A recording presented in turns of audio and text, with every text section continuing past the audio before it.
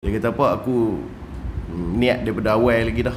Masa aku nak minta kerja macam ni, aku nak khidmat pada masyarakat. Jadi setakat lah ni aku puas hati, alhamdulillah. Adik-beradik, kawan-kawan, sepupu sepapat orang Islam kita mai, aku boleh duk tolong. Jadi bila nak pi keluar ni, aku duk fikir, kata ish, tak selesai, dia kata.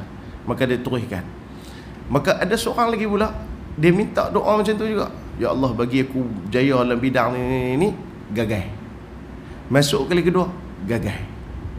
Dan dia kata, ya Allah, aku duk minta ni pasal aku nak khidmat kepada orang, aku nak khidmat pada umat, masyarakat dan sebagainya. Pasal apa aku tak terpilih? Last sekali nak jadikan cerita, balik kampung buat menega. Rupa-rupanya dengan menega dia tu menjadikan dia tu lebih banyak tolong orang daripada hak dia fikir pada tajuk yang asal.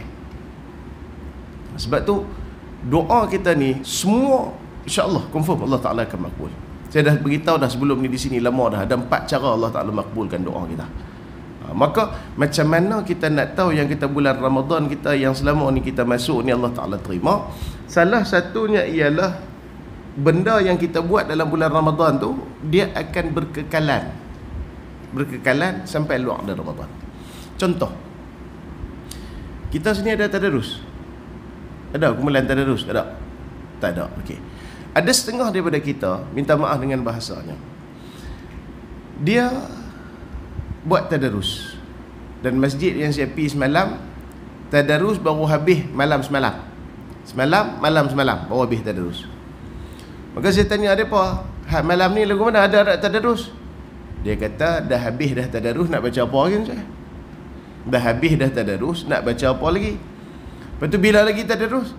Tahun 4. Tahun 4 dia kata.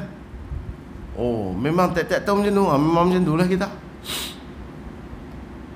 Tak sepatutnya benda tu berlaku macam tu. Di antara salah satu tanda amal kita ni Allah Ta'ala terima, kita boleh istiqamah buat benda tu walaupun benda tu kecil. Walaupun benda tu kecil. Ada satu orang baru ni, orang tu Imam belah Zik, dia pergi cerita, dia pergi jumpa satu orang perempuan salihah. Tapi orang kampung kata kat dia gila. Dah, di sebelah negeri sebelah.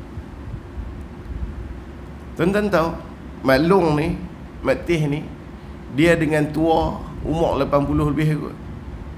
Tengok ni memang tengok likah. Tidur di luar rumah tu.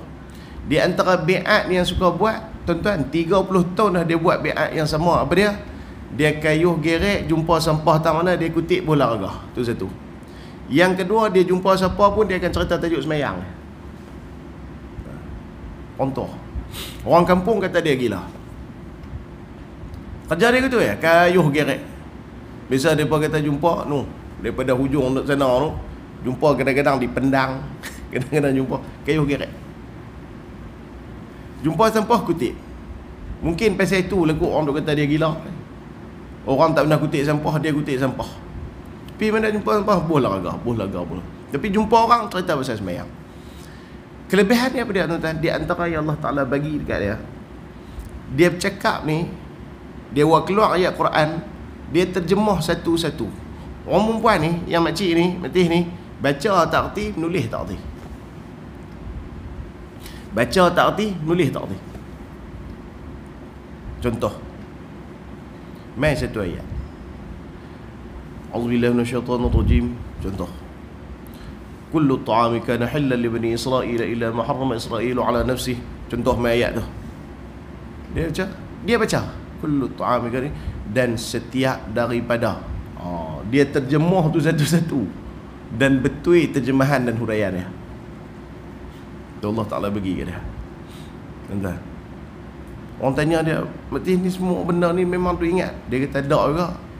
Kadang-kadang Allah Ta'ala bagi, alhamdulillah. Kadang-kadang Allah Ta'ala tak bagi, memang tak tahu apa. Jadi ada orang-orang yang macam tu, Allah Ta'ala bagi kelebihan. Berapa lama amalan dia? Rupa-rupanya bila ditanya, dia mula beramai selawat kat atas Nabi 3,000 kali ketika mana umur dia sekolah rendah. Ayah dia orang soleh, mak dia orang soleh. Di antara benda yang dia mulazamahkan, dia ajak ialah apa dia? Setiap hari. Masa tu dia, mak ayah dia bawa dia pergi mengaji dengan tok guru. Tok guru tu mengajak. Tok guru tu kata apa? Kita ni kena mulazamah selawat kalau boleh 3,000 sekali. Tuan-tuan, dia mula benda tu daripada dia sekolah rendah 3,000 kali selawat setiap hari sampai hari ni. Tu kelebihan yang Allah Ta'ala nak bagi.